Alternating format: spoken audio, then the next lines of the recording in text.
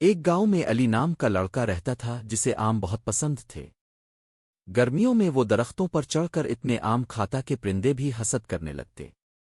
ایک دن وہ جنگل میں گھوم رہا تھا کہ اسے ایک عجیب سا آم کا درخت نظر آیا۔ اس کے پتے سنہری تھے اور آم سورج کی روشنی میں چمک رہے تھے۔ علی نے ایک آم توڑنے کے لیے ہاتھ بڑھایا تو درخت اچانک بولا، ارے میرے آم مت توڑو۔ علی ڈر گیا۔ یہ کس نے کہا؟ میں نے، درخت نے کہا۔ میں بولتا آم کا درخت ہوں۔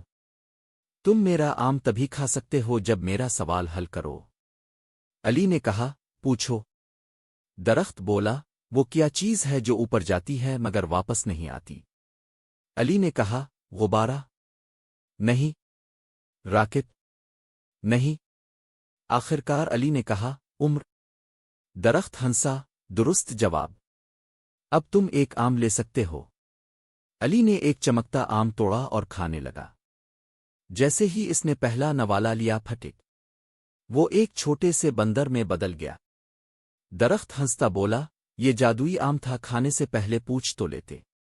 غریب علی سارا گاؤں بندر بن کر گھومتا رہا، سب ہنسنے لگے اور اسے کیلے دینے لگے۔ اگلی صبح علی کو زور سے چھینک آئی اور وہ پھر سے انسان بن گیا۔ اس دن کے بعد جب بھی وہ آم دیکھتا کہتا، چھینک مبارک۔ سبق: جادوئی چیز کھانے سے پہلے 2 بار سوچ لو، خاص طور پر اگر وہ بولتی ہو۔